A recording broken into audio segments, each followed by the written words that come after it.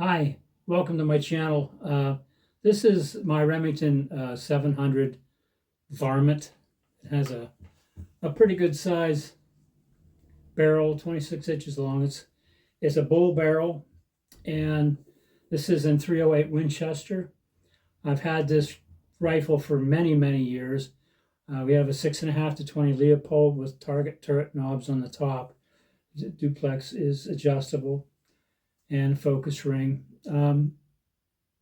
This is my cast bullet rifle. We're shooting in the cast bullet matches here in Ridgeway, Pennsylvania. Now, probably a lot of people watching this video, hopefully, a lot of people, won't know what a cast bullet match is, and that's what this video's about.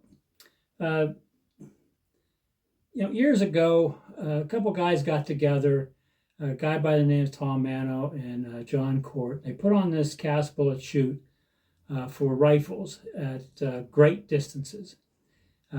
Everybody kind of thought, you're a little bit crazy, you're a little bit weird, but I think we proved them all wrong as the years went by and people kept experimenting and different powders and different bullets and all kinds of practice. The follow through has to be pretty good because you're not shooting, you're not racing bullets out there at 500 meters. They're just you're kind of rainbowing in at the velocities we can shoot them at with cast bullets. But the years went by and the scores got better, and the silhouette part of it, not so much. That is the full offhand. There was two competitions. One was freestyle, which I shot a lot of. I did shoot the offhand matches. This rifle's really heavy, and I'll make as many excuses as I want, but it's hard to shoot it offhand, and it's a tough sport.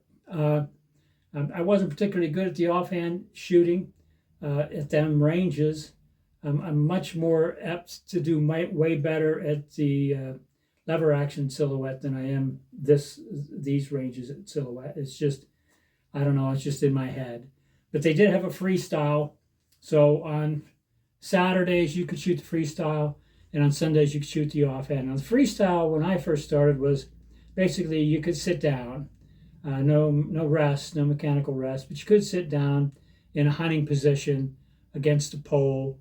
One of the poles that held the canopy up, and you could rest your arm on your knee and you could shoot the rifle just as long as it didn't have any rest, any mechanical.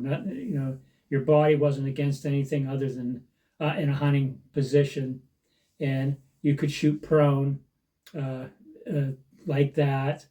And I think that was the only positions you could shoot. Standing, prone, and sitting, and those are that's the full Monty of how that goes. But you were never allowed to fully rest the rifle on sandbags or anything. So you're shooting a cast bullet at about 1,800 feet a second at 550 yards, and you had to have enough steam to knock it over. And I have a target. This is from the 90s. And this is my target. You don't score your own targets, but a guy that I was matched up with, who I knew, but I didn't know him all that well, he spotted for me. He scored the target that you're going to see.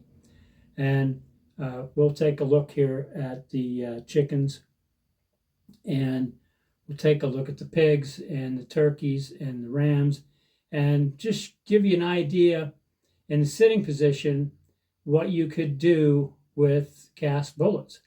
Now, okay, it's a 220 meter range, according to the paperwork here. The chickens we got a total score of, looks like 11 out of 15. Had some misses there. Missed the first, missed the second bank. We missed a couple. Well, we missed 3 of them. That kind of puts you in a really bad mood. And then I think, we picked up all 5 on the last 5. So that's it's a score of 11. That's not too horrible. Remember, you're shooting you're shooting cast bullets at these things, and this is well over 220 yards, 230 yards, whatever. The pigs, 330 meters. You can see that we got most of the pigs. They're usually the easiest target to hit. They've got the biggest, widest body and the biggest margin of error, just be for the windage and the elevation. So 330 meters, we got all but one. We just went over the back of it. You can probably see number 13 missed it. And then you went out to the turkeys, which are at 385 meters, a little over 400 yards. And these are a little tougher target simply because the shape of the bird. I mean, it doesn't seem like it, but it just, to me, it just kind of messes me up. And, you know, I only got 6 out of the 15, and I was hoping for 50%, but, you know, I didn't get it, but it's all right. And in the rams, again, you get a lot of windage where, you know, if your elevation's good, you get a lot of windage out there at 550 yards, about 550 yards. And you can see that this old 308 with a 200 grain Lee mold, that's what I was shooting at the time, with 25 grains of reloader number 7, popping them out there, probably around 1900 feet a second. That is pretty close to what they were going. We hit the thing 12 times. We only knocked it over 10. They don't count when they don't go over. So at least, you know, we were kind of up on the front of the animal. I could see a bunch of the bullets clumped there, and you can see that this is very doable. You might have a flyer, or it might just be you. So, you know, I was pretty happy with that score. We only missed it a couple times, and we dinged it a couple times. So, in the end, the final tally for that freestyle position, I won the match 41 out of 60, and I was pretty excited about that. So, this is just a little talk and about the cast bullet match up in Ridgeway, and we're trying to get some more people to give it a try. John used to really promote it on websites and the forums where you go out and you post material and things of that. He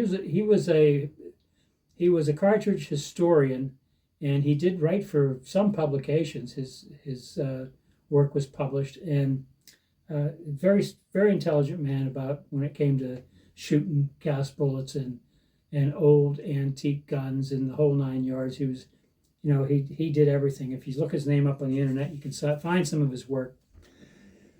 John's passed on now, and, you know, we all miss him, but he was a big motivator for the cast bullet shoot, and it has slowly trickled down from there. And I guess this video is an attempt to try to, when we first started, we had shooters from all over the United States, Canada, and you know, it did draw some people because, you know, people like to. This is in the summertime, Pennsylvania, in the T, at the top part of the map in Pennsylvania. A lot of woodland, and we have some beautiful country up here. So yeah, we have some beautiful country, and, you know, it's a nice place to come and visit. And we have the premier shooting range, I think, in the United States, up here in the Ridgeway Rifle Club. And I've shot there for years, and I still enjoy shooting up there. And I'll show you a picture of the range, and you can see that, you know, we're not, the targets are out there. They're not, you know, it's not, you know, we're not shooting tin cans at 20 yards. These targets are way out there. And in the case of me shooting the freestyle, it is a little bit of a modem of just how well the equipment will work, how well your cast bullets are, and all that goes into it. So it's kind of a hobby, and, you know, how you cast your bullets and what kind of, you know, mixture you have with your lead, how hard they are, how fast you can push them, what's the best combination, how far to seat them in your case, all of these things, what kind of gas, what gas checks are you using, what kind of lube are you using, and all these things were, that was a big thing back in the 90s. Just everybody was trying to come up with the next best recipe to, knock these targets down.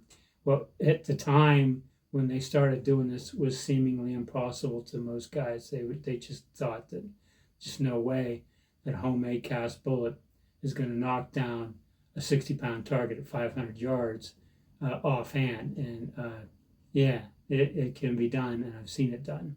And as far as the freestyle, I mean, that's for the rest of us guys who, we're not particularly the best at that. My friend Steve is ridiculously good at it. He's, in his heyday, and he's still good at it, don't get me wrong, but I mean, he just won them all the time. I mean, he's just that good at it. And, if you've seen my other videos, Steve's just a good friend and has been for most of my life. So that's the guy I learned off. Fortunate. Sometimes I can keep up with him, but most of the times it's just he's got the knack, and you got to respect the guy. He's just really good at it. So, I mean, that's the Silhouette Cast Bullet Association was a big part of this at one time, and it kind of faded away. Nobody really took up the reins.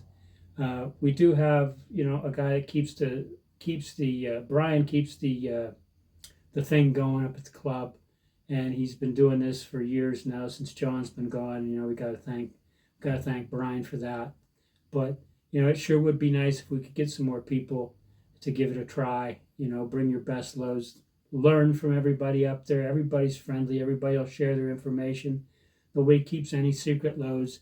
Nobody keeps any secrets from anybody. It's like, hey, this is what worked.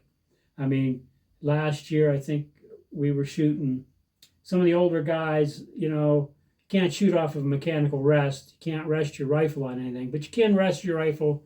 I mean, some guys are just getting to the age where they just can't get down and sit. So you can rest your rifle on a bag, but you can't rest your rifle on anything.